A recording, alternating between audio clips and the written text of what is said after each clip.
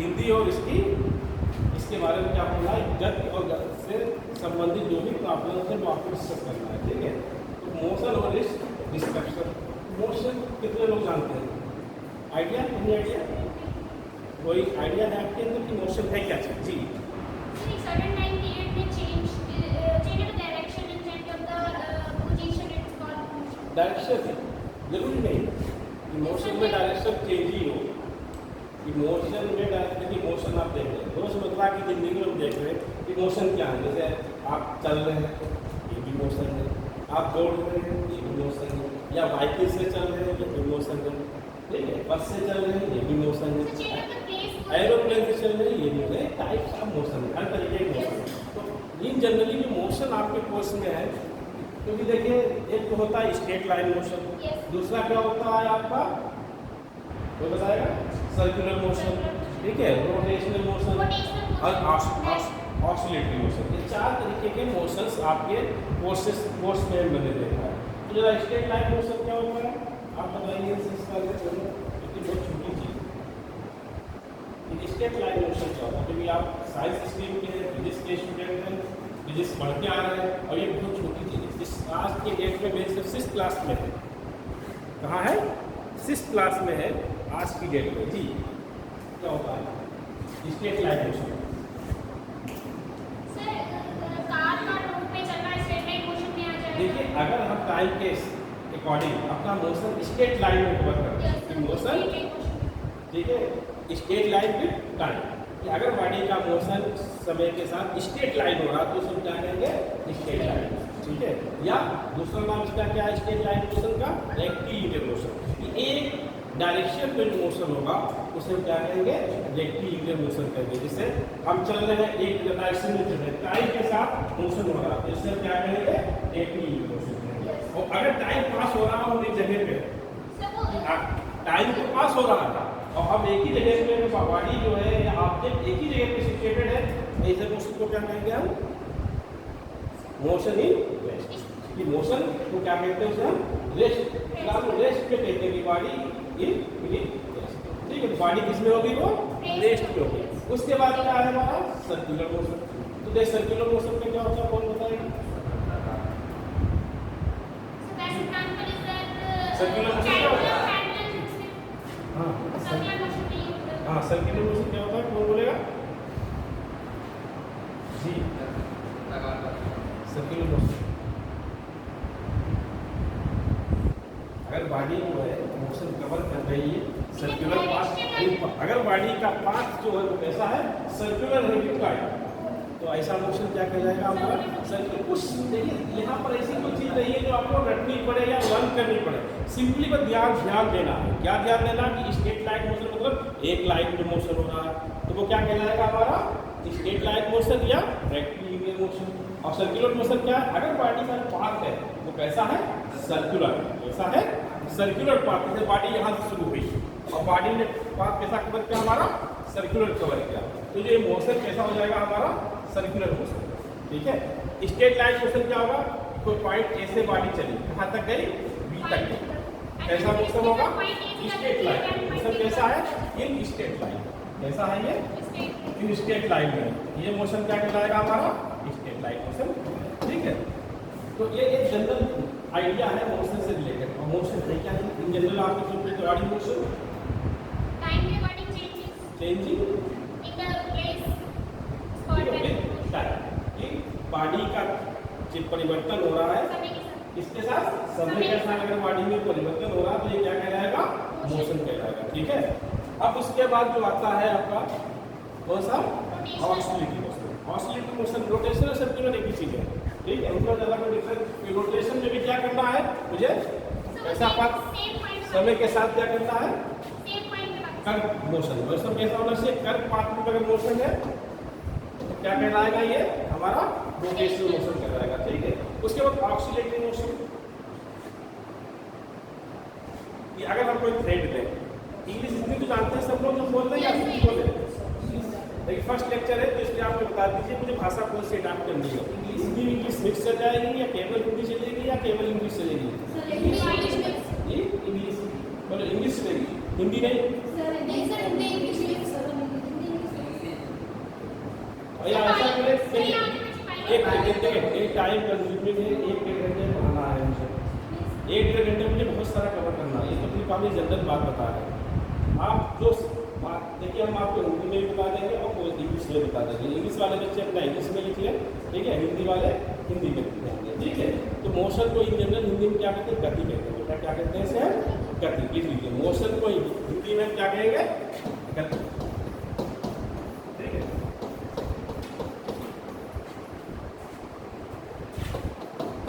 ये समस्या सबसे बड़ी है, एक ही लेक्चर में हमें दोनों चीजें बतानी है, ठीक है। एक पहला बताया था मैंने सरल रेखीय गति, ठीक है।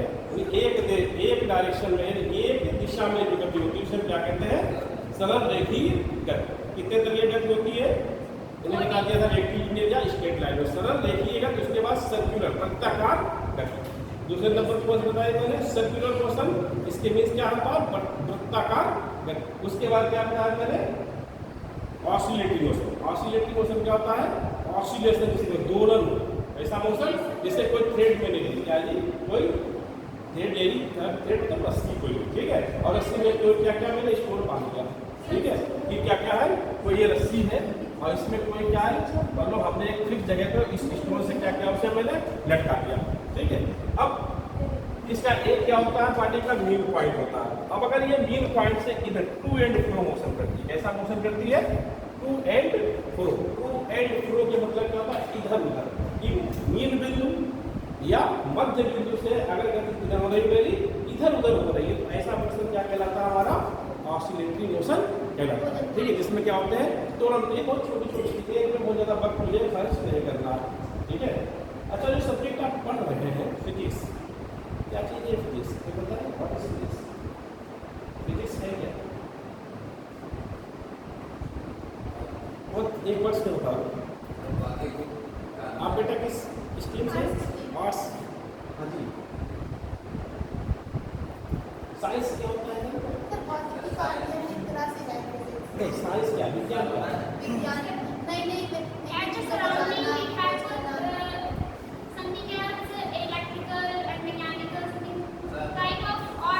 Branch of physics, not science, ठीक है। साइंस, हाँ साइंस। साइंस एक साइंटिया वर्ड है जो लैटिन भाषा से बना है, इसका अर्थ है क्या? जी आप वापस कुछ कहेंगे? एक बहुत छोटी सी चीज मैंने आपसे बोल दी, सिर्फ आपको टच करने के लिए। आपकी स्टडी जो है वो किस तरीके से की है आप लोगों ने? एक होती है डीप स्टडी, एक होती है कि पढ़ रहे हैं तो पढ़ रहे हैं। डीप स्टडी में चीज़ें बच्चा जानता है कि हम जहाँ चले वो चीज़ें जानते हैं, ओरिजिन तो पता होना चाहिए। जब ओरिजिन ही नहीं पता है तो फिर मतलब आगे क्या है? वो अच्छा सही बोला था, word science came from Greek word science. Word जो साइंस आया है वो कहाँ से आया है? एक ग्रीक भाषा का वर्ड है जिसे क्या कहते हैं? साइंस। या इसके मतलब होता है नो, जानना। गला खा लूँगा थोड़ी पढ़ाई हो तभी ठीक है, पानी आने की जगह। तो क्या होता है साइंस के मतलब? जानना। क्या होता है? फिर आर्ट साइड क्या होगी? तो साइंस हो गया जानना, आर्ट्स में क्या करेंगे? सर साइंस का हम लोग आते हैं तभी बताया जाता है साइंस क्या है। भाई तब जानना चाह रहे हैं आप जानते हैं, हम यही टच करना चाह रहे हैं कि आप ये चीज़ जानते हैं जो आपको बताई गई है। बात आपको तो बहुत कुछ बता दिया गया बेसिक पर, लेकिन आपने कितना सीखा बताइए। आप कितना जानते हैं? मकसद इस बात का है, हमने मकसद आपको ये नहीं है कि आपको सिखाना मकसद है। मेरा मकसद ये नहीं है कि आप कितना जानते हैं या कितना नहीं जानते। साइंस की डिफिनीशन फर्स्ट लेक्चर में बताया जाता है। साइंस रिलेटेड वर्ड है क्या इसका वही तो बताना चाह रहे हैं, आप बता दीजिए मुझे एक वर्ड में क्या होता है इसे? ये आर्ट्स क्या है? वही तो हम जान रहे हैं, आप जानते नहीं जानते हो तो आपको लेक्चर क्या हो सकता है? जब आप थोड़े से समझदार हुए हो, अपने माँ बाप से घर पर बता दिया हो, ये भी तो पॉसिबिलिटी है। हमारा पढ़ाने का मकसद वो नहीं है। मैं तो कोर्स जो देखा है मैंने नहीं पढ़ा। पहला टॉपिक आता है मोशन एंड डिस्क्रिप्शन, मैंने वहीं से शुरू किया। फालतू चीज़ें होती है कहलाना मिलेगा। हम बस एक बार जानना चाह रहे हैं कि वैसे मुझे कुछ कोरिलेट करना था, चीज़ को कहीं ना कहीं से कोरिलेट करना होता तभी उसका मजा आता, वरना मजा नहीं आता। ठीक है, तो ये तो मोशन आप समझ गए। अब अगला टॉपिक है आपका डिस्टेंस एंड डिस्प्लेसमेंट। अब कहो ये तो सर बहुत 5th क्लास में पढ़ाया गया था, आप इसलिए यहाँ चले आए क्योंकि हमें सिलेबस में यही दिया गया। बस पहला आपका यही है मोशन एंड इट्स डिस्क्रिप्शन। दूसरा टॉपिक क्या है? Distance and displacement. अब कौन ये पढ़ाने तुम्हारे हिसाब तो ये है कि सर ये तो सब मैंने पढ़ लिया है। ये कभी कभी तो ओवर कॉन्फिडेंस है ना, ये उल्टा चला जाता है। एक ओवर कॉन्फिडेंस अच्छी बात है, आपको कॉन्फिडेंस अपने ऊपर होना जरूरी है। कॉन्फिडेंस नहीं होगा तो आप कुछ नहीं कर सकते, लेकिन ओवर कॉन्फिडेंस कभी कभी आपको ले डूबता है। अच्छा डिस्टेंस क्या चीज़ है कौन बताएगा? बताओ ना, आपने जब हमें तभी तो आगे बढ़े कि हम जाने के बच्चे को पता है डिस्टेंस या डिस्प्लेसमेंट क्या है, तभी तो आगे बढ़े। अगला चीज शुरू कर दें विस्थापन, तो हिंदी हो गई। डिस्टेंस को हिंदी में दूरी कह देते हैं, इंग्लिश को विस्थापन कह देते हैं। आप ध्यान दीजिएगा हिंदी वाले कि डिस्टेंस को हिंदी में दूरी और इंग्लिश में विस्थापन कहते हैं। ये टॉपिक है आपका, कोर्स पढ़ा रहे हैं हम, आपको इधर उधर का नहीं पढ़ा रहे हैं। ये क्या पढ़ बिहेवियर है, थोड़ा सा रेंडम है, तो इसलिए ऐसा नहीं कि हम टॉपिक से हटके चल रहे हैं, हमें टॉपिक कवर करना है। तो डिस्टेंस और डिस्प्लेसमेंट बेटा कौन बताएगा, क्या फर्क होता है जी? कोई बताएगा?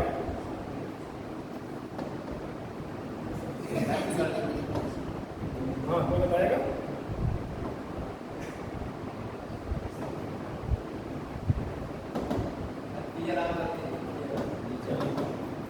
हाँ कोई बताएगा? मुझे हमारे यहाँ नहीं लगा हुआ है, हम लोग कभी का ऐसे पढ़ा रहे हैं जी। देखिए डिस्टेंस और डिस्प्लेसमेंट, शॉर्टेज डिस्टेंस बिटवीन, अगर किन्हीं दो बिंदुओं के बीच शॉर्टेज डिस्टेंस होती है उसे हम क्या कहते हैं?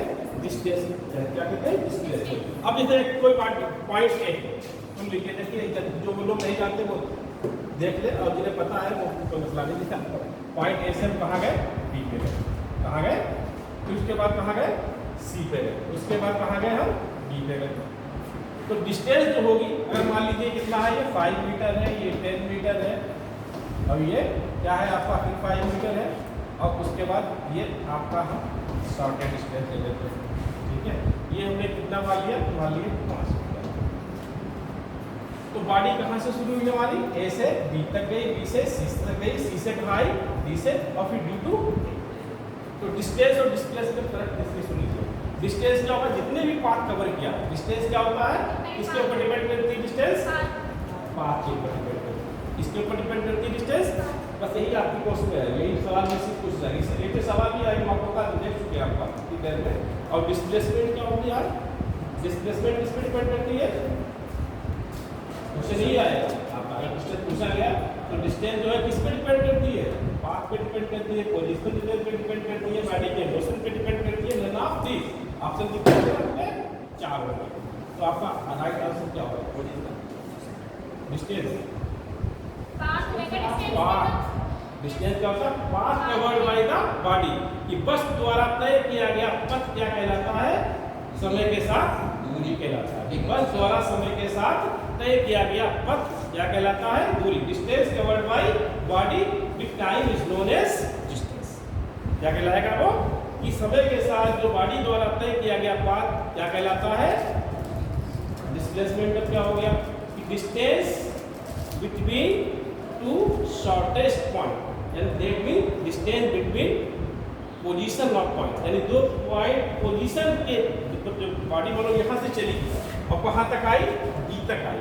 तो अब डिस्प्लेसमेंट कहाँ से कहाँ तक होगा? जो शॉर्टेज डिस्टेंस बिटवीन पॉइंट्स, ये दो पॉइंट्स के बीच, दोनों बिंदुओं के बीच जो दूरी क्या होगी? शॉर्टेज डिस्टेंस होगी। वो कैसी होगी? शॉर्टेज एंड डिस्टेंस, वो भी फर्क है। तो अब जो पोजीशन हमारा जो डिस्प्लेसमेंट है वो किसके ऊपर डिपेंड हुआ? किस पर डिपेंड हुआ? शॉर्टेज डिस्टेंस एंड टाइम के ऊपर। Dependent on position of point. किसके ऊपर डिपेंड होगा? पॉइंट के पोजीशन पे डिपेंड करेगा। और डिस्प्लेसमेंट किस डिस्प्लेसमेंट किस पे डिपेंड करेगा? पॉइंट के पोजीशन पे, और डिस्टेंस पाथ पे। तो दोनों फर्क यही है कि डिस्प्लेसमेंट किस पे डिपेंड करता है? पोजीशन ऑफ ऑब्जेक्ट्स या पोजीशन ऑफ व्हाट इज या position of vehicles, position of aeroplanes, जिसकी भी ले ले आप, ठीक है। तो डिस्प्लेसमेंट हमेशा किस पे डिपेंड करेगा, पोजीशन पे, और डिस्टेंस किस पे डिपेंड करेगी, पाथ पे, कि बॉडी कहाँ से होके आ रही है, तो सारा पाथ जो कवर करेगी उसे क्या करेंगे, डिस्टेंस करेंगे। हम पूछ लेंगे अगले लेक्चर में, जब कहोगे कि सर वो तो आपने पढ़ा दिया था, कल को मेरा लेक्चर होगा इसमें ट्रिक्स आप छोटी छोटी। और दूसरी चीज, दूसरा पॉइंट, सेकेंड पॉइंट हो गया, पहला पॉइंट डिस्टेंस और डिस्प्लेसमेंट क्या है। दूसरी चीज डिस्टेंस क्या कभी जीरो हो सकती है,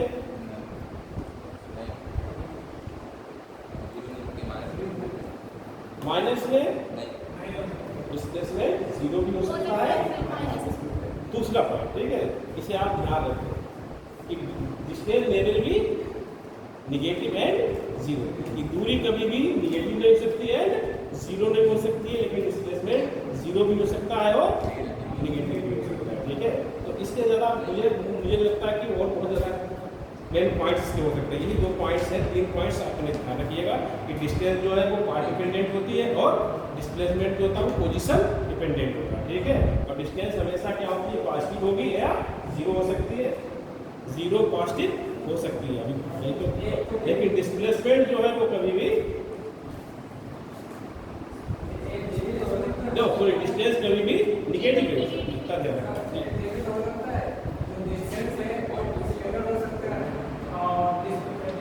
वो स्केलर जब वेक्टर आएगा तो वहाँ बताएंगे, अभी वहाँ तक नहीं जाना है, ठीक है। अभी जहाँ पर है वहाँ रहना है, आगे जब जाएंगे तो वहाँ बताएंगे कि जब वेक्टर और आपको स्केलर बताएंगे तो हम बता देंगे स्केलर और वेक्टर क्या चीज़ है, ठीक है। अभी मैं क्या बताना आपको, डिस्टेंस है डिस्प्लेसमेंट, ठीक है। किसी को पूछना है इससे रिलेटेड, चलिए तुमने यही काफी लिया है कि इसके बाद डिस्टेंस के बाद वेक्टर है, ठीक है, स्केलर है, वेक्टर ही होता है। कौन बताएगा स्केलर क्या होता है? सर इसमें डायरेक्शन के साथ मैग्नीट्यूड नहीं होता है, वो स्केलर। तुम फिजिक्स से रिलेटेड है तुम्हारा, साइंस स्ट्रीम की हो, पीसीएम, नहीं पीसीबी से होता है। पीसीबी से हो, ये पीसीएम वाले को मैं बोलूँ, I don't know, sir. ये स्केलर और वेक्टर में क्या डिफरेंस है? Sir, vector. तुम बताओ, फिजिक्स पढ़ते हैं हम, इसलिए तुमसे पूछ रहे हैं। तुम्हें पता होना चाहिए, अगर के साथ सबसे पहले आप बताना चाहिए सर कि वेक्टर क्या है और स्केलर क्या है, जी। उसके बाद हम आज आप क्वेश्चन कर लेंगे, क्योंकि उसके बाद बहुत टाइम देंगे। बाकी आपको ज़्यादा से ज़्यादा पढ़ना है एनसीईआरटी बुक से, किस बुक से पढ़ना है, तो एनसीईआरटी की चाहे हाई स्कूल की लीजिए, ट्वेल्थ, जो भी प्रॉब्लम आप अगले कल उससे आप पूछ लीजिए, एक जाके नोट करिए, जो भी प्रॉब्लम आपके सिलेबस में आए उसे कल डिस्कस मुझसे कर लीजिए, ठीक है बेटा। हाँ, स्केलर क्वांटिटीज है, वेक्टर क्वांटिटीज क्या होती है, तो भी तो फिजिक्स के बोलो खड़े हो गए, हाँ बताओ। इस तरीके से बोलिए कि सब समझ सके, इसी भाषा इस्तेमाल करिए कि समझ सके कि आप बोलना चाह रहे हैं। एक होती राशि में व्यक्त करने के लिए केवल परिणाम हो सकता और दिशा की आवश्यकता नहीं रहती है, ऐसे फॉर्मूले को हम इसके ऊपर से अच्छा, वेक्टर एक होती राशि में परिणाम तथा दिशा दोनों ले सकता है, उसके अच्छा जी, किन्ने कुछ कहा है उसे आप हम अपनी भाषा में बता रहे हैं। ये कह रहे हैं कि दो इंग्लिश मीडियम वाले बोले सब good, those physical quantities which है magnitude as well as direction is known as vector quantity. या ऐसी भौतिक राशियाँ जिनके अंदर दिशा के साथ परिणाम हो क्या कहलाती है, सदिश राशियाँ कहलाती हैं। देखिए बड़ा जबरदस्त क्वेश्चन आने वाला है इसमें, हमें ये नहीं पढ़ाना था, ये आप लोग इसमें से कुछ बच्चे जानते हो। दूसरा क्या है, मान लो स्केलर क्वांटिटीज, तो स्केलर क्वांटिटीज क्या होती है, दो scalar quantities which have only magnitude is known as scalar quantities, ठीक है। ये होता है, नहीं पढ़ा सकते ना। करंट क्या होता है कौन बताएगा जी, आप बताएं फिजिक्स वाले, फिजिक्स अपने आप को समझ पढ़ के आए हैं, ये बताइए करंट कैसी क्वांटिटीज है, धारा से हिंदी में करंट जी, ये करंट कैसी है, इसका हिंदी पहले धारा, इसके बाद समय, दूसरी चीज टाइम, समय कैसी क्वांटिटी है, प्रेशर,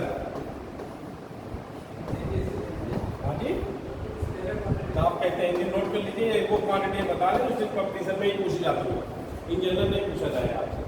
फिर चौथी मोमेंट ऑफ इनर्शिया।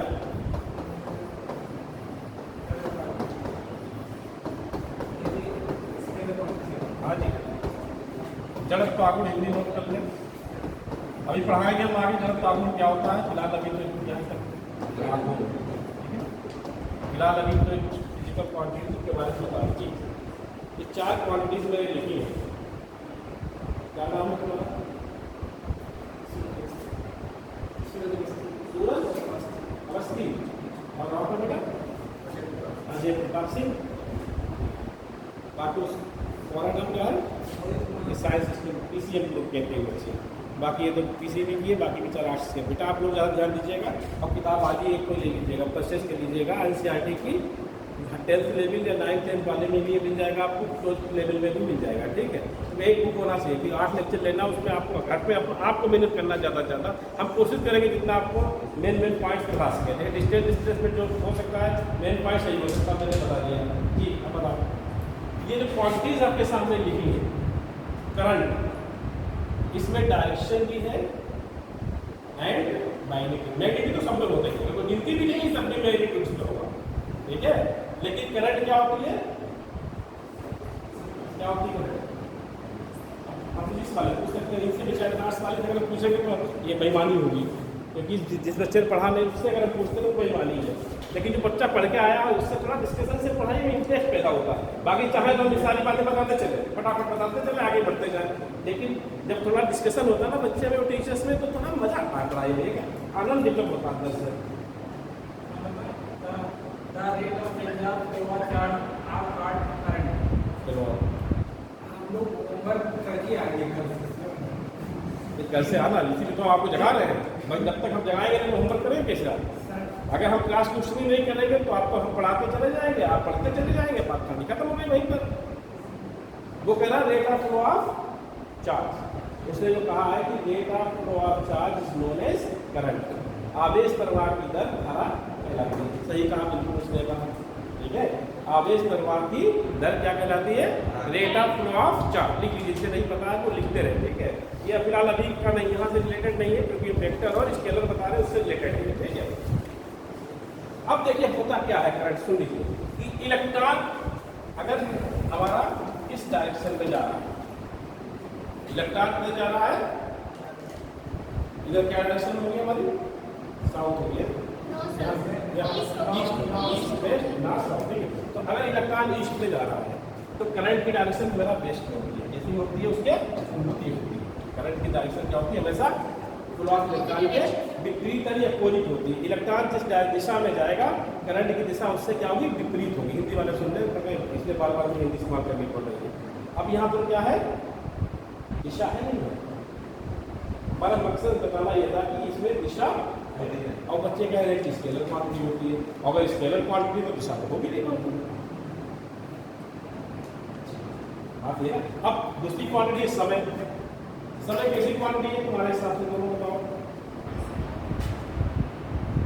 देखिए ये होमवर्क वाली चीज नहीं बेटा, देखिए जो होमवर्क वाली चीजें होती है उस पर तो हम आप कहेंगे आज की होमवर्क करके आइएगा। इसमें बेटा कोई होमवर्क नहीं है जी। दूसरे का अदिश राशि, scalar quantity.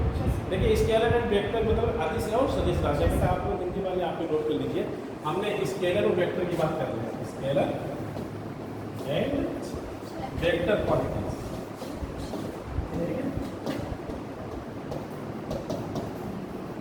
Scalar and vector quantity Hindi क्या कहते हैं? इसे हम अदिश,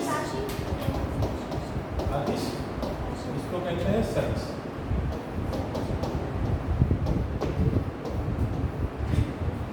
सदिश अदिश का क्वांटिटी मतलब राशियां। ठीक है, तो डिफिनेशन आप लोगों ने बता दी, आपको लिखना बेटा क्या? स्केलर क्या होती है? बस इतना सुन लीजिए, लिखने की जरूरत नहीं, सुनाना नहीं है। वो अपने किताबों को लीजिए, जो बताते हैं आप कि अदिश वो होती है जिनमें केवल क्या होता है? परिमाण होता है और दिशा नहीं होती है। और सदिश में क्या होता है? परिमाण भी होता है और साथ में साथ उसकी दिशा भी होती है। ठीक है, तो इतना बस समझ लीजिए, इतना काफी लिखना टाइम बहुत वेस्ट होगा। अब समय, समय की डायरेक्शन कौन बताएगा? समय कोई डायरेक्शन होती है या नहीं होती है? अब इस समय कैसी भौतिक राशि अदिश है या सदिश है? जी अदिश्य है। अच्छा तुम बताओ, तुम तो मेरे स्टूडेंट रहे हो बेटा, तो शक्ल मुझे याद है अपने। हाँ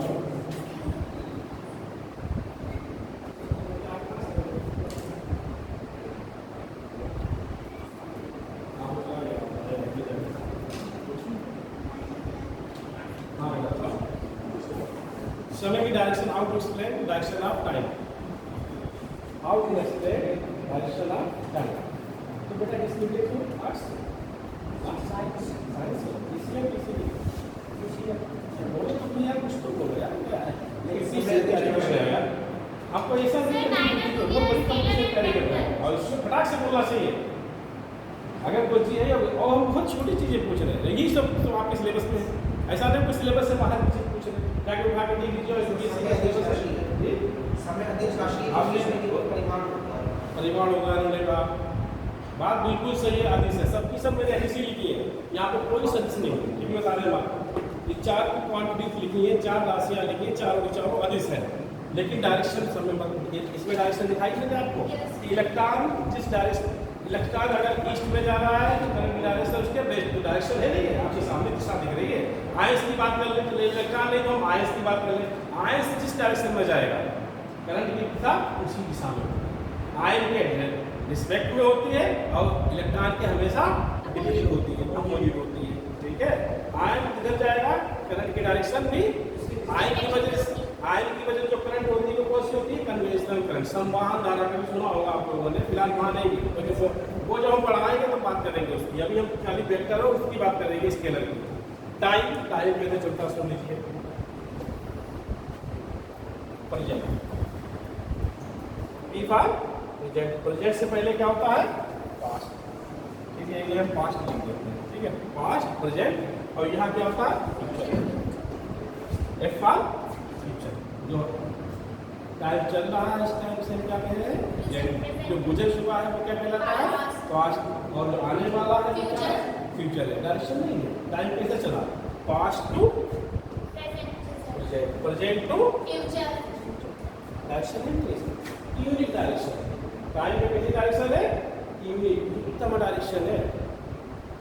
समझ लीजिए बेटा, इतना काम में आएगा आगे। ठीक है, हमें अभी अपनी तारीफ नहीं करना है। अभी क्वेश्चन आपको दे रहे हैं, क्या क्वेश्चन अच्छे से फिजिक्स में डेमो जाएंगे। होमवर्क करके नहीं आएंगे कि इतना बेसिक हो जाना पड़ेगा। ये बेसिक करा है, तो कोर्स करा रहे हैं, तो कोर्स है ये। तो वो फर्स्ट स्टेप है सर, कौन सा स्टेप पढ़ा है हमें, पहले फर्स्ट ही पढ़ाना पड़ेगा। हमें जो कोर्स दिया गया उसी हिसाब से चलेंगे सर। यहाँ पहले लास्ट में पढ़ा था, आपको मैं इलेक्ट्रिसिटी मेमोरी क्या होता है, लास्ट टॉपिक है आपका, या ऑप्टिक्स पढ़ा देंगे तो लास्ट में पहले तो हमें क्या पढ़ाना है, क्या पढ़ाना है, ये उम्मीद ही नहीं थी ये लेक्चर चलेगा। ये नहीं पता था किसका है, ये नहीं पता था किसका है, ये नहीं पता, ये तो पता था कि फिजिक्स का है। और फिजिक्स क्या पढ़ा होगा, आपको सिलेबस आपके पास होना चाहिए। फिजिक्स का सिलेबस कितने लोगों के पास है, आपको सिलेबस क्या नहीं चाहिए, क्या है पहला टॉपिक, क्या है आपका सिलेबस का, मोशन है पहला। दूसरा क्या है आपका डिस्टेंस है, डिस्टेंस। उसके बाद क्या है फिलहाल मोशन है, लेकिन किसी ने वेक्टर की बात करी तो चलो ये एक बात करते हैं, बाकी का करना आगे पढ़ाना पड़ेगा। क्या है स्केलर है वेक्टर, उसके बाद क्या है लॉज ऑफ मोशन, उसके बाद क्या है आपका ग्रेविटेशन। तो हम उस हिसाब से लेंगे जो आपको सिलेबस है। आपको अचानक लॉज ऑफ मोशन तक खत्म कर दें कि एक पूरा टॉपिक आज चैप्टर निपट जाए, मतलब हमारे लेक्चर में कितने हैं, उसके लिए आपको भी थोड़ी हेल्प करनी पड़ेगी। बाकी मतलब हेल्प मतलब जो छोटी चीज़ हम पूछे वो आप फटाक से बता दें, इसके आगे बढ़ जाए, वरना हमें बतानी पड़ेगी। भाई हमें पढ़ाने, अगर हम कोई चीज़ पूछते हैं, अगर आप उसे नहीं बताएंगे तो मजबूरी है मुझे बतानी भी पड़ेगी, हम नहीं बताएंगे तो पढ़ाई आएगी। हम केवल पूछने के लिए थोड़ी आए हैं, हम आपको पढ़ाने के लिए आए हैं।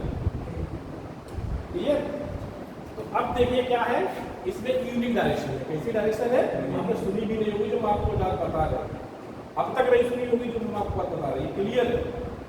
और ये एकदम मुझे भरोसा है कि जो इसमें आपको बता रहे हैं आज तक आपने पढ़ाई में इसलिए सुनी नहीं होगी कि टाइम में भी डायरेक्शन होती है। अगर कहीं सुनी हो मुझे बता देता कि टाइम की डायरेक्शन कैसे, how to explain the direction of time, कि टाइम की डायरेक्शन को हम कैसे एक्सप्लेन करेंगे, नहीं सुना होगा आप लोगों ने, इसीलिए हमारा बतावा आएगा। उसके बाद क्या है प्रेशर, प्रेशर पढ़ा सकते हैं प्रेशर क्या होता है? फोर्स अपॉन एरिया होता है। क्या होता है? फोर्स पर एरिया। फोर्स कैसी क्वांटिटी है? सदिश राशि। कैसी वेक्टर क्वांटिटी है। हाँ, और फिर प्रेशर क्यों स्केलर है? एरिया कैसी है? Scalar quantity. एरिया कैसी? सभी पता है कि लंबाई, चौड़ाई, ऊंचाई, क्षेत्रफल, हाँ, वॉल्यूम, ये सब कैसी क्वांटिटीज है?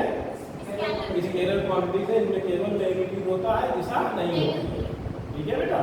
कुछ बेटा तुम्हारे समझ में आ रहा है? कुछ जी थोड़ा कर देखिए, पूछ लेना बेटा, बंदा क्या फायदा यहाँ आए आप 1.5 घंटा वेस्ट करें और कुछ सीख के न जाए तो कोई मतलब नहीं। आप एक लेक्चर में चाहे दो ही बातें सीखे, लेकिन चाहे सीखे तब तो ठीक है, वरना भी कोई फायदा नहीं। यहाँ से आगे के चले गए। दाब क्या होता है? आपको सबको पता है कि फोर्स अपॉन एरिया। ठीक है? फोर्स कैसी क्वांटिटी है? वेक्टर क्वांटिटी है, सबको पता है। एरिया कैसी है? फिर ये क्यों है? Pressure scalar. क्वांटिटी तो सभी ड्राइव है, लेकिन फिर हमें एक पूछना कि स्केल दैट मींस स्केलर क्यों है? वेक्टर होना चाहिए ना। वेक्टर को अगर स्केलर से डिवाइड करेंगे तो क्या होना चाहिए? फिर vector quantity. By the vector को स्केलर से डिवाइड कर रहे हैं। अगर वेक्टर तो डिवाइड हो नहीं सकता कभी, या दो वेक्टरों को डिवाइड कर सकते हैं? आपने वेक्टर के बारे में क्या पढ़ा था? Dot product of two vectors, dot product of two vectors, हां, एंड एडिशन एंड सब्ट्रैक्शन पढ़ा था। कभी किसी ने डिवीजन पढ़ा था या कोएफिशिएंट ऑफ वेक्टर पढ़ा था? किसी ने नहीं पढ़ा होगा। कभी भी वेक्टरों को हम डिवाइड नहीं कर सकते हैं। समान का चतुर्भुज का उपयोग करके हम जी, समान का चतुर्भुज विधि है। अरे वो तो एडिशन एंड सब्ट्रैक्शन, वो तो बात की बात है, वो तो है ही वेक्टर में। हम वेक्टर दो वेक्टरों को जोड़ सकते हैं, दो को घटा सकते हैं। अगर वेक्टर लाइक वेक्टर्स है तो हम जोड़ देंगे, अपोजिट वेक्टर्स है तो घटा देंगे। ये होगा ना। ये एक ही डायरेक्शन में अगर दो वेक्टर है तो उनका क्या हो जाएगा? हमारा सम हो जाएगा। अगर एक ही डायरेक्शन सेम डायरेक्शन फॉलो कर रहे हैं, दिस एंड दिस, तो क्या करेंगे? जोड़ देंगे। और एक क्या है? यू है, एक क्या है? यू है, तो दोनों क्या करेंगे? अपोजिट है तो क्या करेंगे? हम घटा देंगे। ये तो पढ़ा था आपको, वो हमें नहीं पढ़ाना है इतनी छोटी चीजें तो बात नहीं। हम आपको टेक्निकल चीजें पूछना चाह रहे हैं जो आपको पता होना चाहिए। हम ये कह रहे हैं कि जब प्रेशर क्या है? फोर्स अपॉन एरिया है, तो फिर ये स्केलर क्यों है? वेक्टर होना चाहिए ना इसे। और ये भी बता दें इसमें डायरेक्शन, ये तो चलो बात छोड़ दीजिए। अब डायरेक्शन क्या है? प्रेशर बता सकते हैं? प्रेशर क्या होता है? ये तो फॉर्मूला बता दिया मैंने। एकांक क्षेत्रफल पर लगने वाला बल क्या कहलाता है? दाब कहलाता है। और कैसा बल लगना चाहिए? अरे यार, एकांक मतलब एक होता है, उससे छोड़िए। मतलब उसका डायरेक्शन कैसी होना चाहिए? यार कायदे में उसी डायरेक्शन में हमेशा ध्यान रखिएगा, प्रेशर हमेशा बॉडी के परपेंडिकुलर लगता है। कि जब हम फोर्स बॉडी के ऊपर कैसा लगाए? लंबवत लगाएंगे तब प्रेशर होगा, अदरवाइज प्रेशर होगा ही नहीं। ये कंडीशन है कि प्रेशर हमेशा क्या होता है? बॉडी के लंबवत ही पर फोर्स लगेगा तभी प्रेशर लगेगा। अदरवाइज अगर किसी और एंगल से लगा देंगे तो वहाँ प्रेशर नहीं होगा, स्ट्रेस हो जाएगी, प्रतिबल हो जाएगा। क्या हो जाएगा? वही बता देंगे हम आपको। प्रेशर और प्रतिबल का अंतर क्या है? आगे बताएंगे, आगे बताएंगे, वरना आपके खत्म हो जाएगा, बात पहुंच जाएगी। तो मतलब क्या है कि लंबवत मतलब 90 डिग्री के कोण से लग रहा है, नॉर्मल लग रहा है। प्रेशर क्या था? हमेशा बॉडी के नॉर्मल मतलब क्या होता है? 90 डिग्री के एंगल से लगता है बॉडी के ऊपर। जब फोर्स 90 डिग्री के एंगल से लगेगा तो अब क्या कहलाएगा? हमारा प्रेशर कहलाएगा। ठीक है? तो यहाँ पर डायरेक्शन है, डायरेक्शन है नहीं, दिशा है नहीं है। 30 के एंगल से जाइए, चाहे 40 के एंगल से जाइए, चाहे 90 के एंगल से जाइए, दैट मींस क्या है? डायरेक्शन है इसमें। और जब डायरेक्शन है तब क्वांटिटी कैसा होना चाहिए? इसके वो सॉरी वेक्टर। ये प्रेशर क्या है हमारी? स्केलर है ना। उसके बाद क्या है? ये मोमेंट ऑफ प्रेशर, जड़त्व आघूर्ण जिसे कहते हैं। आघूर्ण मतलब रोटेशन। आघूर्ण टेंशन की सर परपेंडिकुलर नहीं लगती है जी, टेंशन तो फोर्स है। टेंशन तो है परपेंडिकुलर ही वो भी नहीं, ये नहीं परपेंडिकुलर टेंशन तो थ्रेड में है, थ्रेड किसी भी डायरेक्शन में हो सकती है। आप ऑसिलेशन मोशन कराते हैं, किसी कोई धागा लिया आपने, कोई स्ट्रोक बांध दिया, अपने हाथ से पकड़ लिया, आपने फिर स्ट्रेस कर दिया, वही तो ऑसिलेटिंग मोशन होता है। जब body to and fro motion करती है कि क्या हुआ कि एक पॉइंट से कहाँ ये मील पे यानी इक्विलिब्रियम पोजीशन पे है, फिर दूसरी साइड में चली गई, तो ये क्या मोशन कहलाता है? टू एंड और अगर कोई धागा रस्सी में करिएगा उसमें स्टोन भर दिएगा और फिर उसे डिस्प्लेस कर दीजिएगा तो क्या करेगी, इस तरीके से क्या करेगी, हमारी मीन पोजीशन के इधर उधर गति करेगी। तो इसी गति क्या कहलाएगी, हमारी दोलन गति। क्या कहलाएगी, हमारी दोलन गति कहलाएगी। उसके बाद वाइब्रेशन और मोशन भी होता है। Yes, sir. पता नहीं आपके सिलेबस में मैंने देख नहीं पाया कि वाइब्रेशन मोशन है या नहीं है। वाइब्रेशन मोशन क्या होता है? One place पे surrounding है।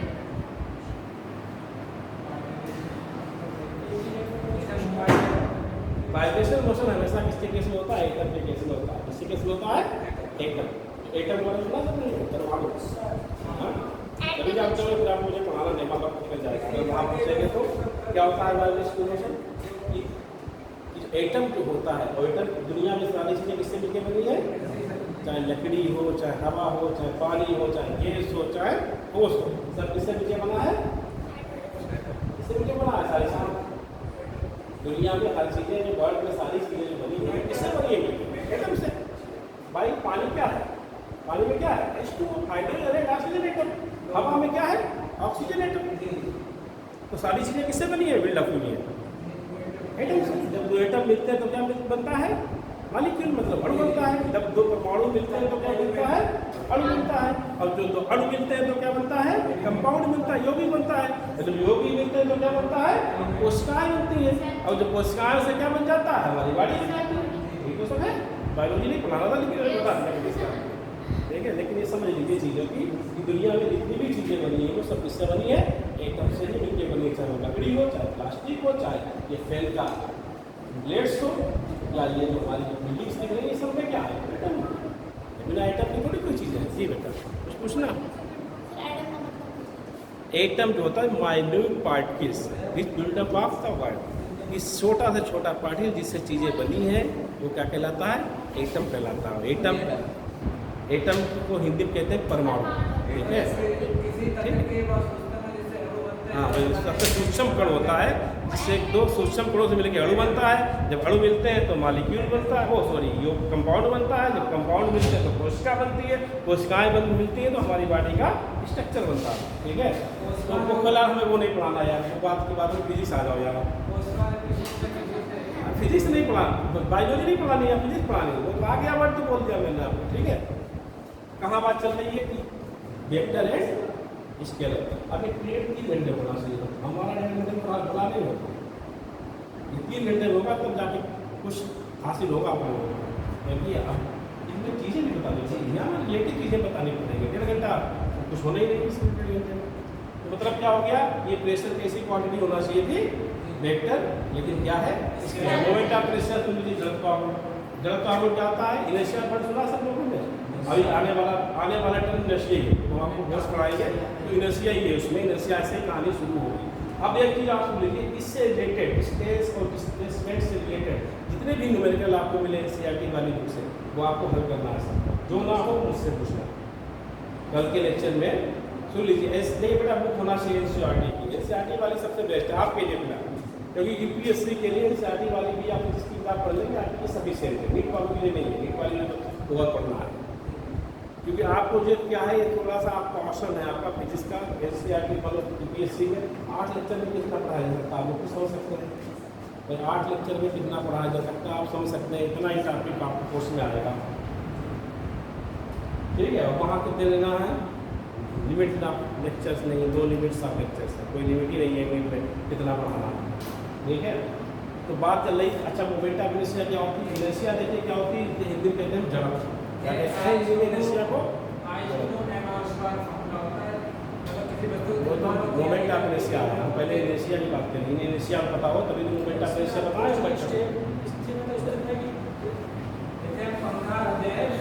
अब तुम थोड़ा खामोश हो जाओ, तुम एक से हट गए।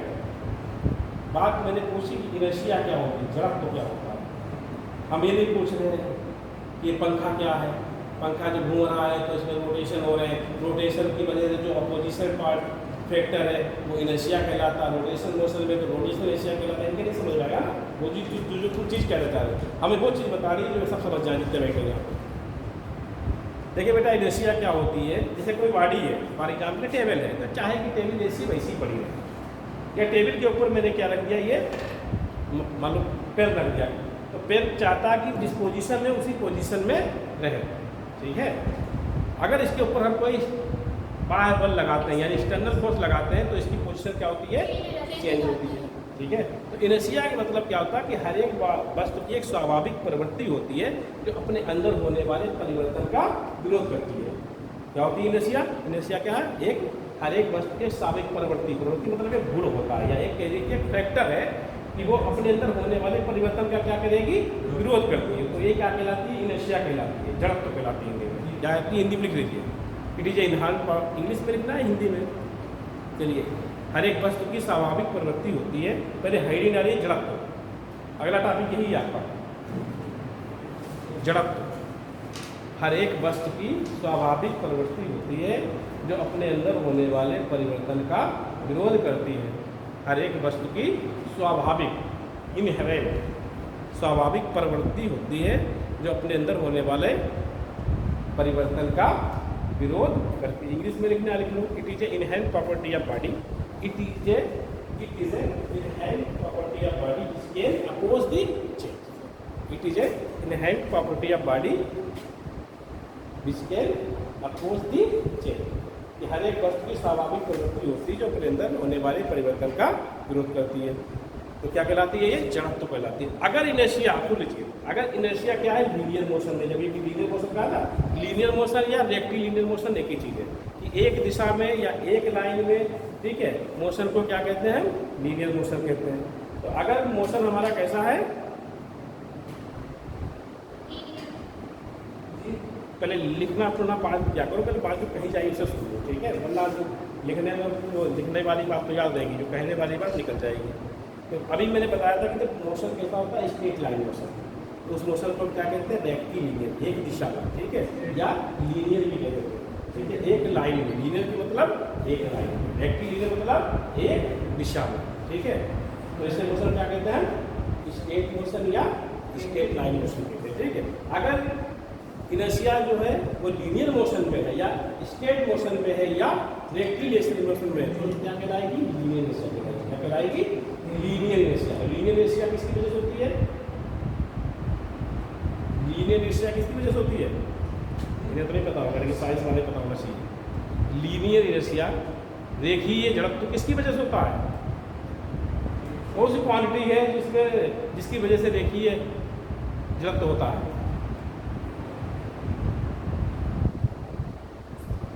मास।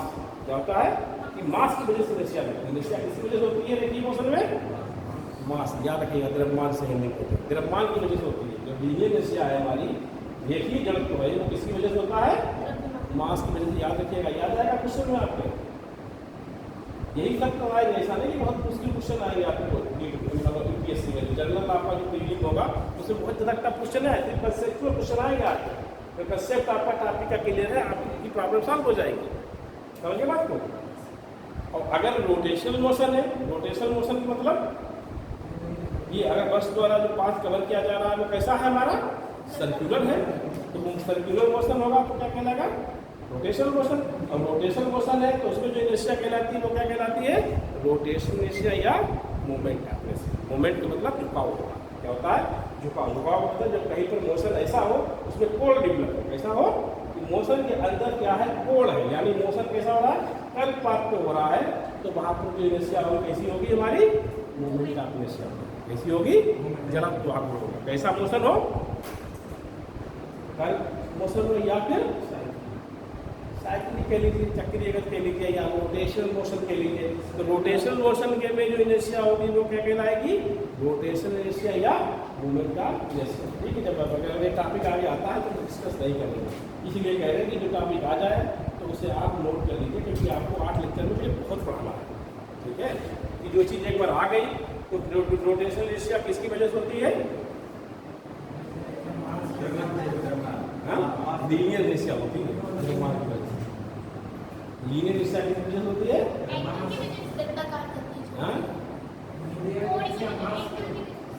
टॉर्क की वजह से। वो वर्ड आएगा तो बताएंगे, ठीक है। फिलहाल अब यहाँ आ जाइए, वरना ये टॉपिक पहले फिनिश करते हैं फिर अगले पास जाएंगे। तो ये क्या है? मोमेंट ऑफ इनर्शिया जो होती है, आपने पढ़ा होगा मोमेंट ऑफ इनर्शिया में। इन्हें मिटा दें, नोट कर लिया सब।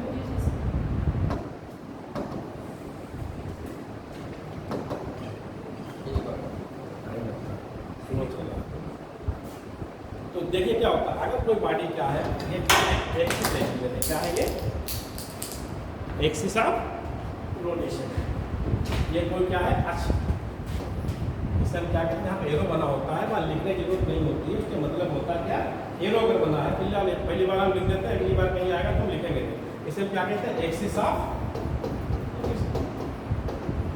घूर्णन अक्ष, हिंदी वाले लिखने इसे क्या कहते हैं हम एक्सिस ऑफ रोटेशन, ठीक है, घूर्णन अक्ष। अब अगर इसका हम कोई पॉइंट यहाँ ले लें, घूर्णन अक्ष पे ही है और कोई बॉडी क्या कर रही है, ठीक है, और इसके ऊपर क्या है मोमेंटम पी लगा, बात करेंगे, तो ये क्या होगी, तो ये यहाँ पर ये पोजीशन क्या है आर है, उसके ऊपर क्या रहा,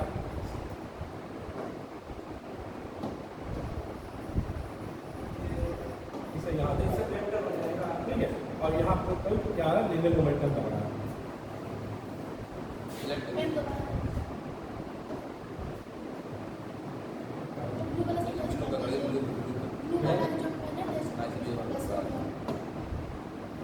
ये वो क्या चलाइए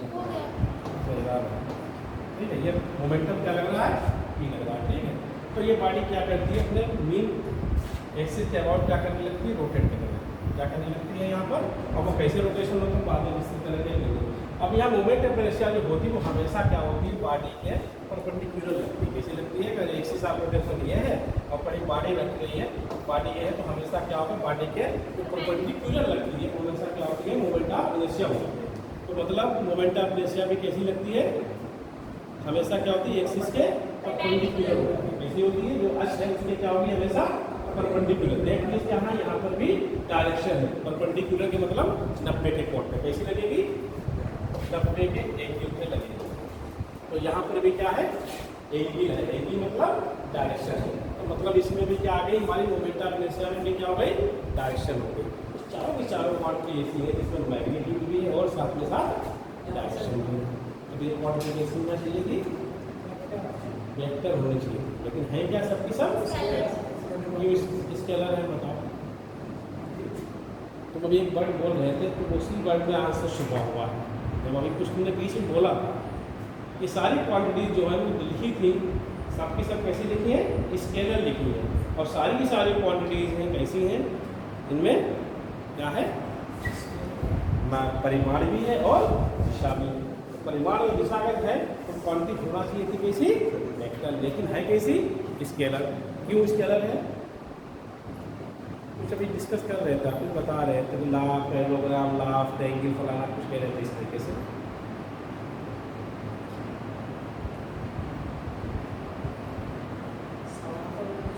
देखिए ये इसलिए स्केलर है क्योंकि इनमें बाकी नहीं डायरेक्शन है, आपके सामने दिख रही है, सामने डायरेक्शन दिखाई, मैंने दिखाया कि मैग्नीट्यूड तो होता ही है, अगर कहीं पर गिनती भी लिखी है तो उसका अपना मैग्नीट्यूड है, तो मैग्नीट्यूड तो सामने होता ही है, सिर्फ क्या होता है, डायरेक्शन नहीं होती, तो डायरेक्शन नहीं होती है तो क्या हो जाती है, वो स्केलर क्वांटिटी।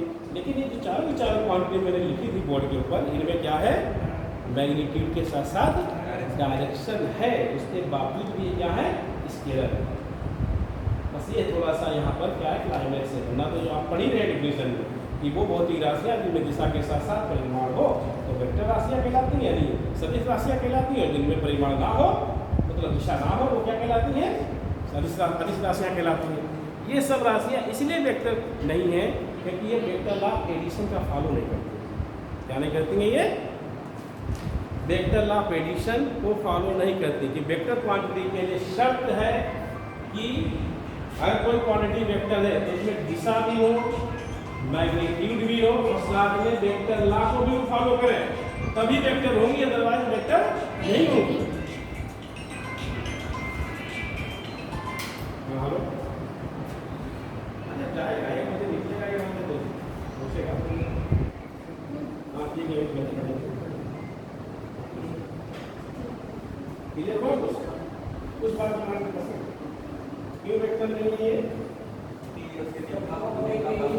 क्योंकि ये वेक्टर लॉ एडिशन का पालन नहीं करती है, इसलिए सारी की सारी कैसी क्वांटिटी है, ये स्केलर है, इसलिए इसे आप लोग ध्यान रखिएगा।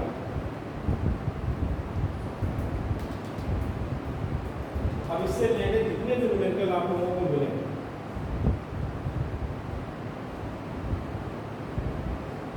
लोग कर लीजिएगा स्केलर और वेक्टर से, इसमें ज़्यादा अब क्या थोड़ा सा रेट दे देते हैं, क्या खत्म ही कर देते हैं।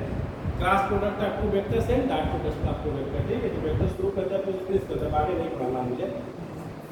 तो क्रॉस प्रोडक्ट क्या होता है और डॉट प्रोडक्ट क्या होता है, इसमें भी ये क्वेश्चन बहुत पूछ लिया जाता है। अरे थक गए।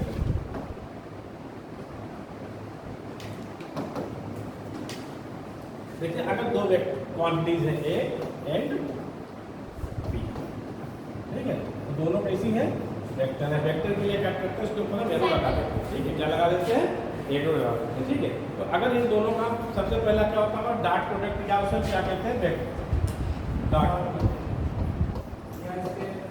और इसको दूसरा नाम क्या होता है डॉट प्रोडक्ट का, या इसको और दूसरा नाम इसका स्केलर प्रोडक्ट भी है।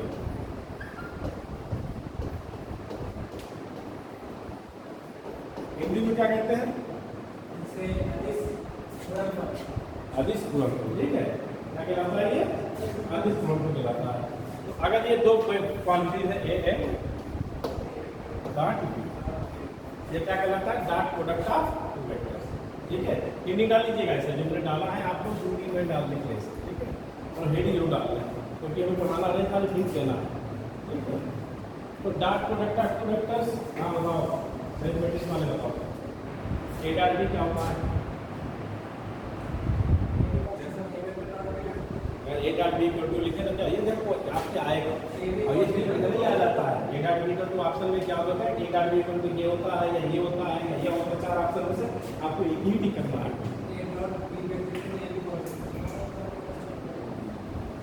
इसे नोट कर लीजिएगा, बहुत इंपॉर्टेंट चीज है, ये अक्सर आ जाता है। तो इसकी जो वैल्यू होती है वेक्टर ए का मान, ठीक है, एंड वेक्टर बी का मान इनटू कॉस, ठीक है। तो ये होता है dot product of two vectors की वैल्यू जो आती है, तो खाली ऑप्शन में यही दिया होगा आपने कि dot product of two vectors A dot B cos theta होता है, A dot B sin theta होता है, या कोई नन ऑफ दिस, या कोई ऑप्शन दिया होगा, ठीक है। तो चार ऑप्शन में से कोई एक ऑप्शन आपको चेंज करना होगा, ध्यान रखिएगा, ठीक है। क्लास 12 बजे से होगी आपकी, जो 1 बजे वाली क्लास थी कितने बजे से है जी,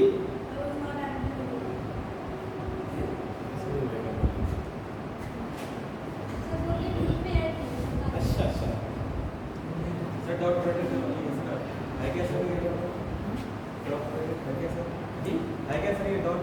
या डॉट दो वेक्टरों का किस तरीके से प्रोडक्ट करते हैं, दो वेक्टरों का ये ऑप्शन सिर्फ इतने आपके यहाँ बहुत ज़्यादा नहीं आएगा, सिर्फ ऑप्शन में dot product of two vectors क्या होता है। अब ये बताओ, या फिजिक्स होती तो आप क्वेश्चन एक तो ये हो जाएगा कि ऑप्शन मतलब चार ऑप्शन दे दिए गए होंगे, एक तो ये दे दिया गया, कहीं पे 0 लिख दिया गया, या कहीं साइन थीटा लिख दिया गया, cos थीटा। वहाँ साइन वालों कितना नहीं, खाली आप लोग खाली कितना ये ले लीजिए, कितना इस तरह की चीज़ें हो सकती है, ठीक है। तो अब अगर dot product of two vectors है, तो ये जो आप दोनों का रिजल्ट कैसा है, स्केलर है या वेक्टर है। अगर दो वेक्टर का हम डॉट प्रोडक्ट ले लें तो स्केलर आएगा या वेक्टर आएगा, बस इतने पूछा जाएगा आपको, आपसे पूछा गया, इससे ज़्यादा नहीं पूछा जाएगा, स्केलर आएगा। ये ध्यान रखिएगा कि dot product of two vector, अगर दो वेक्टरों का हम डॉट प्रोडक्ट ले लें तो वो क्या आता है, स्केलर हो जाता है। उसका जो रिजल्ट आएगा वो कैसा होगा, स्केलर होगा। और अगर क्लास प्रोडक्ट ले लें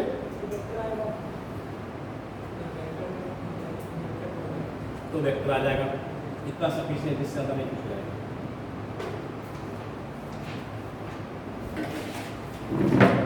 ठीक है। डॉट प्रोडक्ट क्या बताइए, मैग्नीट्यूड आपने कहलाता है, अदिश गुणनफल। हाँ अदिश गुणनफल, इसे हिंदी में क्या कहेंगे, अदिश अदिश प्रोडक्ट आपने हिंदी में गुणनफल होता है, ठीक है। अब अगर यहाँ पर हम क्रॉस प्रोडक्ट ले लें, क्रॉस प्रोडक्ट या इसको और क्या कहते हैं, क्रॉस प्रोडक्ट को वेक्टर प्रोडक्ट, दूसरा नाम इसका क्या है, वेक्टर प्रोडक्ट। वेक्टर प्रोडक्ट से भी लेके आ सकता है और डॉट प्रोडक्ट से भी हो सकता है। तो वेक्टर प्रोडक्ट क्या होता है, आपने सबने पढ़ा था, देखो दो वेक्टरों का मान लो पीसीएम वालों ने पढ़ाई है, सॉरी क्लास, ये क्या कहना है, क्लास बीच में लगा देंगे तो क्लास प्रोडक्ट, अगर डॉट लगा दिया दोनों के बीच में तो क्या होगा, डॉट प्रोडक्ट, ठीक है। तो ये क्या आता है हमारा मॉडुलस, ये मैग्नीट्यूड, जब किसी क्वांटिटी को इस तरीके से लगा देते हैं तो मैग्नीट्यूड हो जाता है, क्या हो जाता है?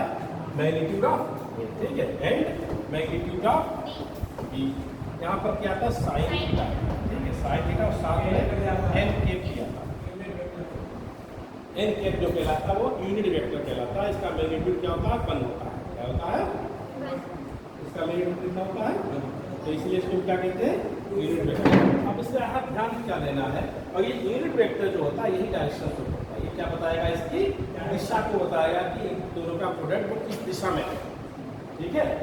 तो अब मतलब यहाँ तो आपसे पूछा जा सकता है, यही पूछा जा सकता है कि cross product of two vector is a vector या स्केलर या जीरो या नन ऑफ।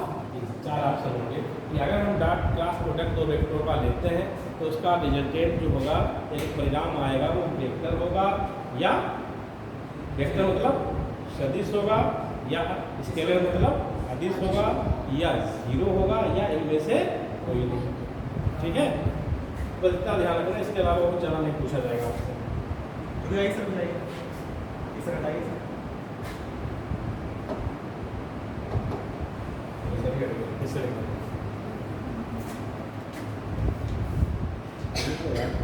आसान नहीं होता है।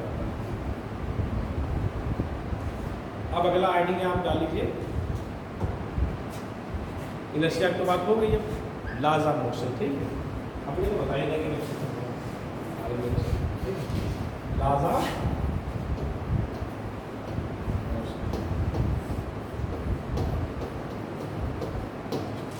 अच्छा, उससे पहले इक्वेशन ऑफ मोशन की होती है। लॉज ऑफ मोशन पहले इक्वेशन ऑफ मोशन नोट कर लीजिए, ठीक है।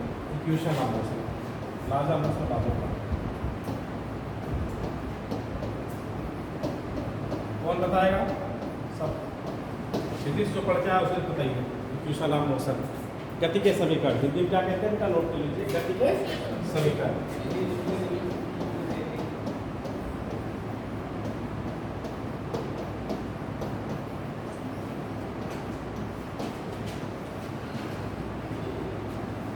देखो प्रैक्टिस नहीं है, उसमें एक आदमी देखेगा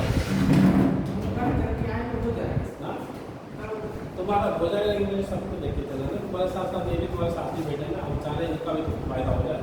तुम्हारे तो अपने आप ही पढ़ लोगे तब भी काम चल जाएगा, क्योंकि साइंस अगर तुम्हारा बैकग्राउंड मैथमेटिक्स से अगर उससे थोड़े बैठ के पढ़ लोगे 2-4 घंटे, तो ये सब चीज़ें एक बार रिवाइज कर लोगे तो सब पता चल जाएगी। लेकिन ये बच्चे आर्ट्स स्ट्रीम के हैं, इन्हें नहीं पढ़ा ना ये सब, इनके लिए तो दुनिया मत चाहिए, उसमें भी तो आना चाहिए तक दिक्कत है। तो क्या कहलाता है? गति के समीकरण कहलाते हैं, ठीक है। गति की समीकरण होती 3 तरीके की। अब ये कभी कभी आपके यहाँ पर मुझे ऑप्शन पूछ देते हैं, कभी कभी छोटा मोटा न्यूमेरिकल भी पूछ सकते हैं इसके ऊपर, ठीक है। पहली जो होती है फर्स्ट इक्वेशन जो होती जाएगी, सिर्फ आपने नोट कर लीजिए कि इनका यह डेरिवेशन नहीं आपके कोर्स में, जैसे किताबों को डेरिवेशन दिया हुआ कैसे आती है, ठीक है। क्योंकि यहाँ क्योंकि आपका प्रीलिम में आता है ये सब, तो इसलिए आपके हिसाब से यहाँ पर डेरिवेशन नहीं आएंगे, सिर्फ आपको क्या आएगा? ऑप्शनल या ऑब्जेक्टिव आएगा, मल्टीपल चॉइस क्वेश्चन ही आएंगे। तो पहली इक्वेशन जो होती है वहाँ पर b + AT होती है, ठीक है। ये b क्या होता है? यूनिट वेक्टर होता है। u क्या होता है? यूनिट वेक्टर होता है। ab क्या होता है? यूनिट वेक्टर होता है, ठीक है। अब देखिए इससे कुछ चीज़ें और निकल के आ जाएंगी। अब वेलोसिटी क्या होती है, तो अभी छूट रहा था, डिस्टेंस और डिस्प्लेसमेंट तो हो रहा था, लेकिन वेलोसिटी और एक्सीलरेशन छूट रहा था। वैसे इसके आने से ये चीज़ें कवर हो गई, हो जाएंगी यहाँ से, ठीक है जी। अब ये पहली इक्वेशन कहलाती है, क्या कहलाती है? First equation of motion. जब ये क्या होती है? ये फाइनल वेलोसिटी होती है। ये क्या होती है? इनिशियल वेलोसिटी होती है। एक्सीलरेशन होता है। टी क्या होता है? समय होता है। तो लिख लीजिए वेयर करके, एक तो और एक्सप्लेन कर देते हैं। वेयर जहाँ इतनी तो इंग्लिश समझ जाएगी बेटा, इतनी इंग्लिश समझ जाएगी, इसका भी हिंदी बनाना है। हाँ, तो वेयर जहाँ बी क्या होती है? ये फाइनल वेलोसिटी, लिख लीजिए अंतिम वेग। अभी समझ में आएगा क्या होता है फाइनल वेलोसिटी। हिंदी में क्या कहते हैं?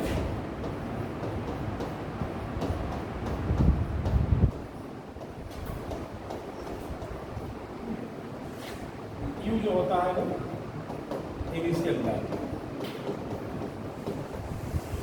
और जो लोग मैथ प्रैक्टिस के ग्रुप के हैं, फिजिक्स पढ़े हैं, तो जो बच्चे इनकी थोड़ी सी हेल्प करें आप लोग, आपसे पूछे तो इन्हें बता देंगे छोटी छोटी चीज़ें, ठीक है। आरंभिक में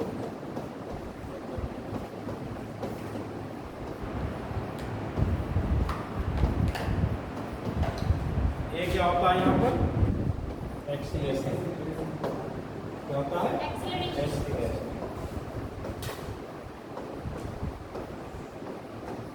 हिंदी में से कहते हैं त्वरण।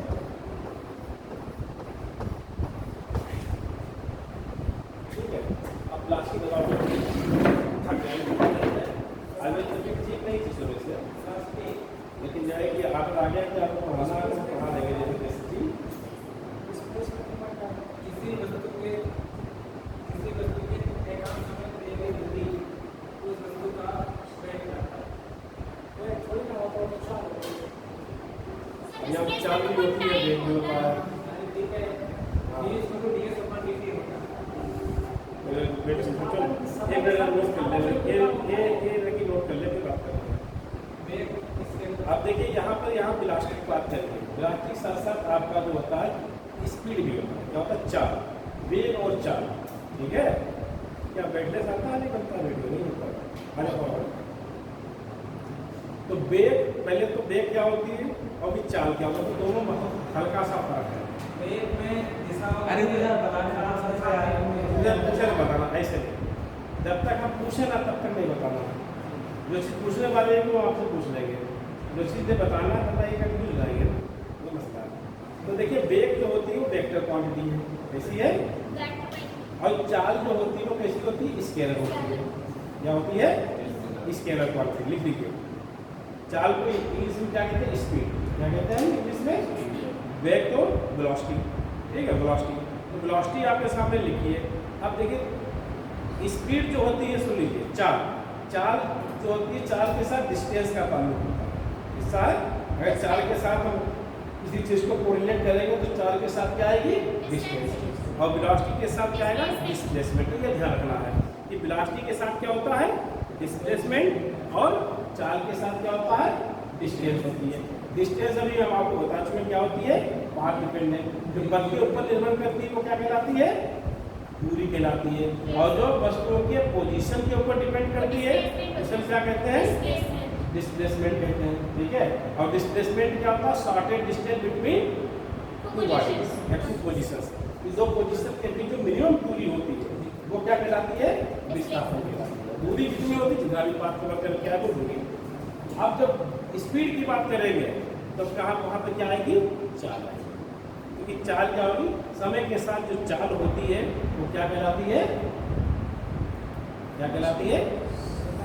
एकांक समय में तय की गई दूरी को चाल कहते हैं। क्या कहते हैं?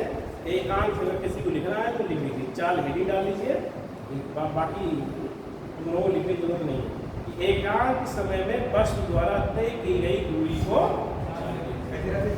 ना जी क्या कह रहे हैं? चाल या दूरी कैसी है अभी बताया नहीं। दूरी स्केलर है, विस्थापन क्या है? वेक्टर है, ठीक है। तो दूरी अगर स्केलर है तो चाल कैसी होगी? यही फर्क है, अभी बता देंगे। तो कुछ देर अच्छी बात है, तो लिख लिया सबने? एकांक समय में तय की गई दूरी को चाल कहते हैं। अगर समय एकांक है या समय टी ले ले तो अगर चाल के लिए फार्मूला अलग से लिख ले, चाल या इसे हम क्या कहते हैं? स्पीड, ठीक है। तो अगर हम इसको बी मान लें थोड़ी देर के लिए, क्या है? वेक्टर क्वांटिटी है तो इसे क्या मान लें? बी मान लें। चाल वेग को वेग लेते तो इसके ऊपर वेक्टर लगा जाते हैं, ठीक है। तो अगर तो इसकी जो फार्मूला होता है बेसिकली क्या होता है? दूरी बटे समय। अगर एस क्या है? दूरी है, टी क्या है? समय है। तो हम चाल निकालेंगे तो चाल इक्वल टू क्या हो जाएगा? V equal to S upon T. आप लिख लीजिएगा कि दूरी बटे समय, ठीक है।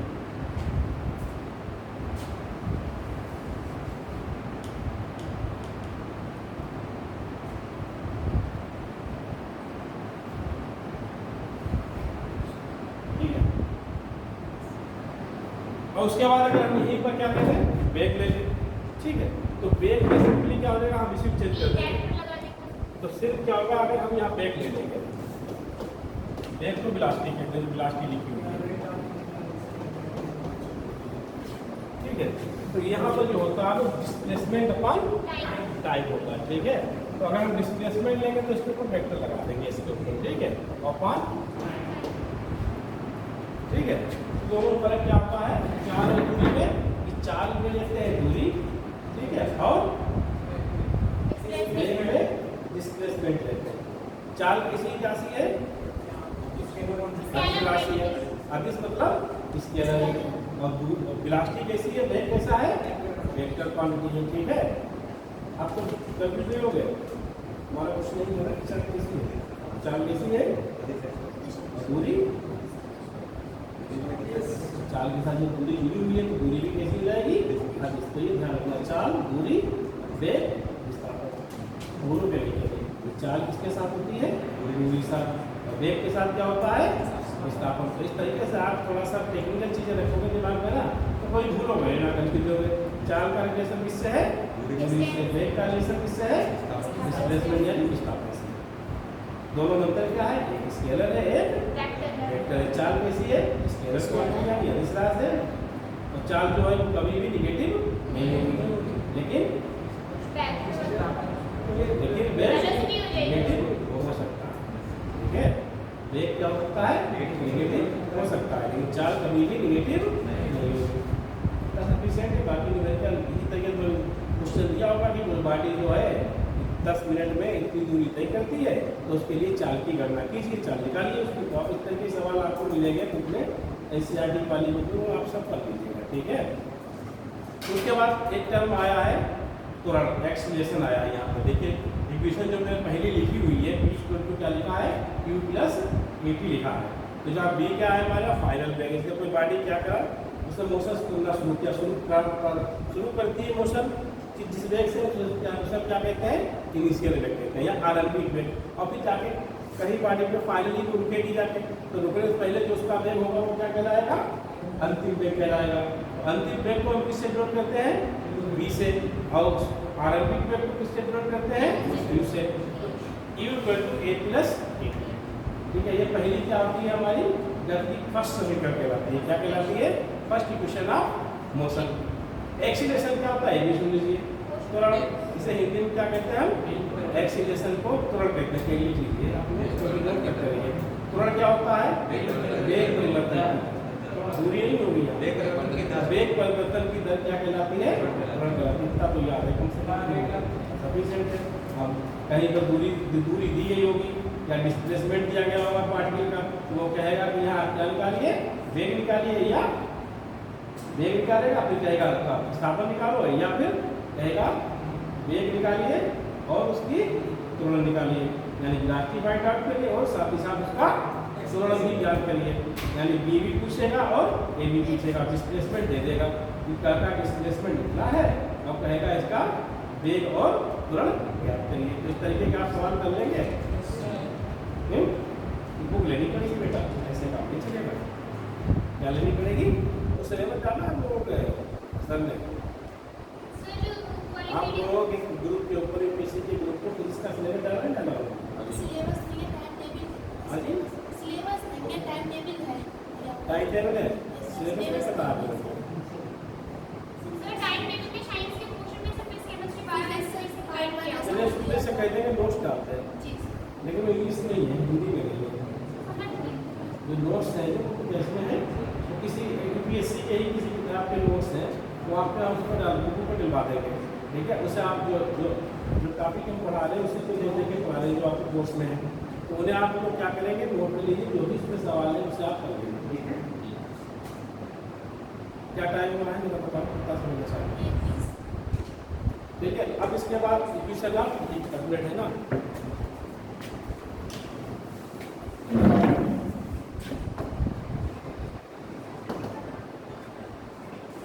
ये नोट पे आपको बोल सकते हैं, ये ऑर्डर दीजिए, वो देखता है। टाइम ज़्यादा स्पेशल हाँ hello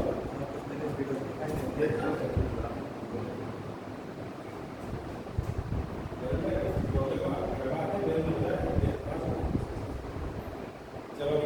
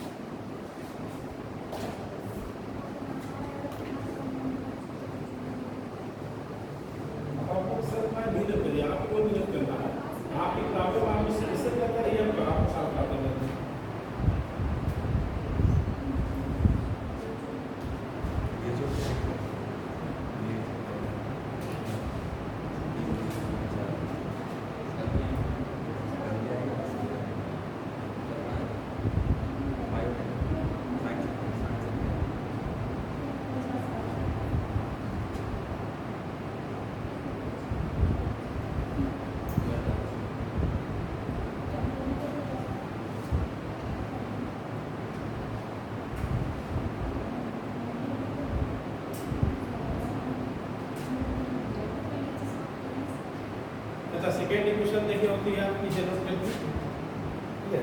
second S equal to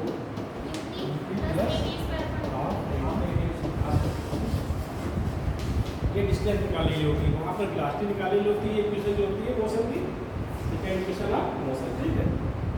गति का द्वितीय समीकरण कहलाता है। क्या कहलाता है? गति का द्वितीय से नोट कर लीजिए। जहाँ एस क्या होता है? डिस्टेंस होती है, ये सब कोर्स में है आपके। बाकी यू तो आपको पता ही नहीं, इससे वेलोसिटी होती है, नोट करा चुके हम आपको।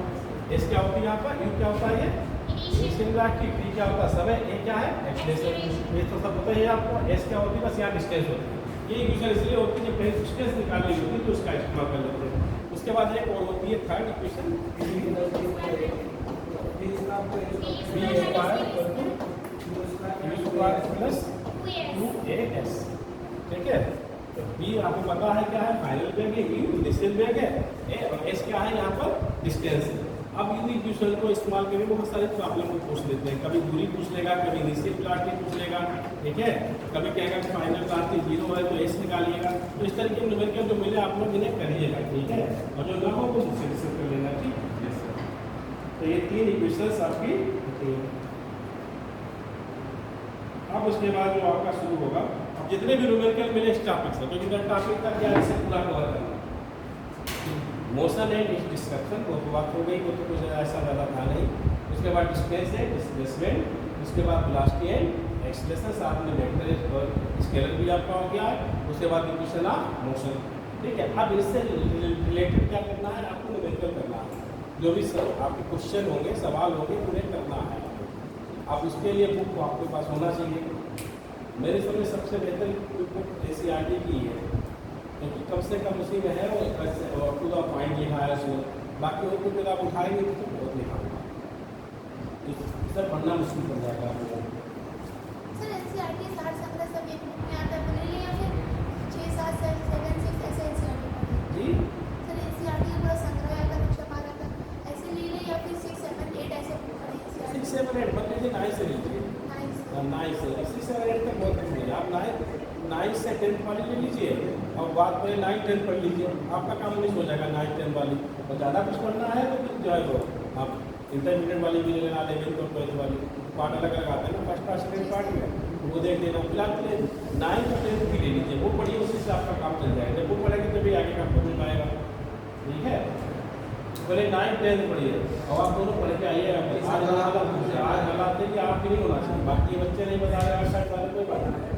तुम लोगों को थोड़ी चीज़ में दोगी कि एक नहीं बताओगे, क्योंकि आप पीसी का शुक्र भाई, पीसी करने का बच्चा छोटी छोटी चीज़ें बताएगा तो। अच्छा अब आगे आपकी बात इनर्शिया बात हो गई। क्या होती है इनर्शिया? आज ये सब डिवीजन करके आएंगे, कितना बताया गया। कल आपको इनर्शिया से फिर स्टार्ट करें।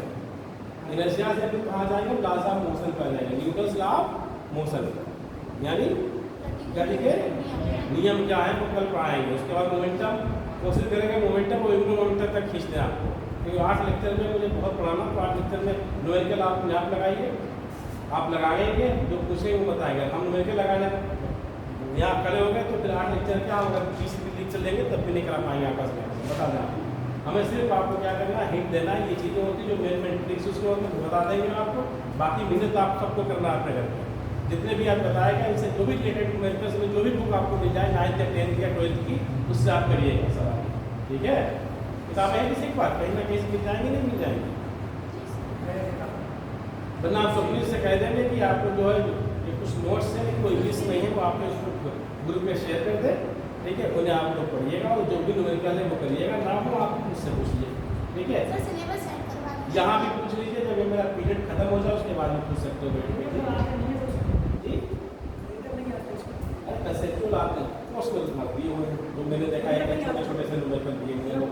एक क्वेश्चन, एक से दो क्वेश्चन केमिस्ट्री से, ऐसे दो क्वेश्चन तो चीज़ें कंसेप्चुअल तो हम आपको बताएगा, जो कंसेप्चुअल चीज़ें वो तो फिजिक्स समाज लेक्चर पढ़ाएगा, राइट केमिस्ट्री को पढ़ाएगा कि नहीं पढ़ाएगा। हम सिर्फ इसके ही क्वेश्चन आपसे बात करेंगे, ठीक है। बाकी जो भी आपको अपना केमिस्ट्री वाला जो भी होगा वो आपके देगा, आपकी क्लास में फिजियोलॉजी बॉटनी जो भी अपना देने की जो भी होगी, ठीक है। कल जो है इससे रिलेटेड जो भी आपको पूछना है 5 मिनट सिर्फ ये रिवीजन क्लास होगा आपका। उसके बाद हम आपको कल कहाँ से स्टार्ट करेंगे, इनर्शिया से लेके laws of motion, momentum, angular momentum, ये सब पढ़ाएंगे। सुन लीजिए हिंदी वाले, क्या पढ़ाया जाएगा कल? गति के नियम, नोट कर लीजिए कहीं से मिल जाए। उसमें गति के नियम में क्या है, Newton laws of motion, Newton के नियम, ठीक है। फिर उसके बाद क्या आएगा आपका, संवेग आएगा, मोमेंटम, संवेग, मोमेंटम, MOMENT, मोमेंटम, संवेग। फिर उसके बाद आएगा एंगुलर मोमेंटम, नोट कर लीजिए, कोणीय संवेग। घर्षण भी आएगा, बीच में फ्रिक्शन भी आएगा, वो भी नोट कर लीजिए। फ्रिक्शन, FRICTION, फ्रिक्शन, घर्षण से हिंदी में। उम्मीद है कि इतने टॉपिक हम कवर करेंगे, 4 टॉपिक, ठीक है। Friction, FRICTION, friction. आ जाओ जी, इस बार अंदर नहीं था, ठीक है। तो बाकी कल आपसे बात होगी अब आगे की, लेकिन आज जो इतना बताया गया है, जो बेचारे आर्ट्स वाले होंगे तो हम आपसे भी करेंगे कि अगर कोई पूछा जाए इससे रिलेटेड कोई क्वेश्चन तो आप बता दें, वरना ये साइंस के जो बैठे होंगे PCM के, इनके खैर नहीं है, ठीक है। बाकी आप ज़्यादा से ज़्यादा मुझसे पूछिए, नहीं करें जितना ज़्यादा पूछ सकते हैं आप मुझसे पूछिए, कोशिश करेंगे कि आपकी प्रॉब्लम हम सॉल्व करें। कल चेंजिंग दिखाई देगी। कल देखते हैं।